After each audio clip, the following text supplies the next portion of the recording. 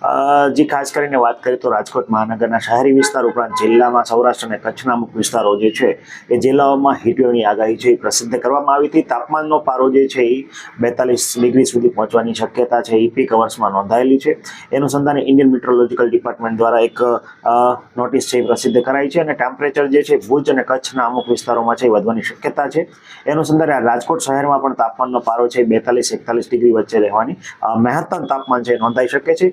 તો લોકોને ખાસ કરીને હીટવેવમાં શું સાવધાની રાખવી ને હીટવેવના લક્ષણો શું છે એ પણ જણાવવા માંગુ છું.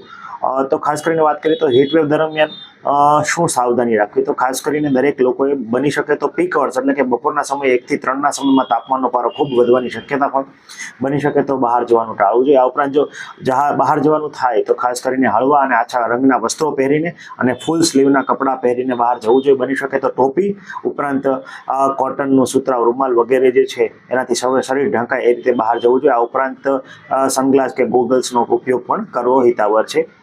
બની શકે તો પાણીનું સેવન છે વારંવાર કરતા રહેવું જોઈએ. દર કલાકે ઓછામાં ઓછા 200 ml એટલે કે 1 થી 1.5 ગ્લાસ જેટલું પાણી છે એનું સેવન કરવું ખૂબ હિતાવહ છે. આ ઉપરાંત બની શકે તો બહારના અત્યંત ઠંડા અને ગળ્યા પીણાનું સેવન કરવું હિતાવહ નથી. બની શકે તો કુદરતી એટલે નૈસર્ગિક રીતે મળતા જ્યુસ ઉપરાંત જોવા જઈએ તો છાશ છે, ઘોળું છે, આ ઉપરાંત શેરડીનો જ્યુસ છે, ઉપરાંત કુદરતી ફળોના જ્યુસ છે એનું સેવન કરવું ખૂબ હિતાવહ છે. ઘરે બનાવેલું લીંબુ શરબત પણ લઈ શકાય છે, જેની અંદર ખાંડ અને મીઠુંની માત્રા જે છે એ નોર્મલ રાખી શકાય છે. આ ઉપરાંત દરેક ઉનાળાના દિવસોમાં ભરપેટ જમવા કરતાં થોડું ભૂખ્યા રહેવું ખૂબ હિતાવહ છે. બની શકે તો અત્યંત ઠંડા એટલે કે એસીવાળી રૂમમાંથી બહાર અને બહારથી સીધા એસીવાળી રૂમમાં જાઓ ત્યારે શરીરનું ટેમ્પરેચર જે છે મેન્ટેન ના થઈ શકવાને કારણે ઘણી વખત હીટ સિન્કોપ આવવાની શક્યતા પણ ઘણી વખત નોંધાયેલી છે.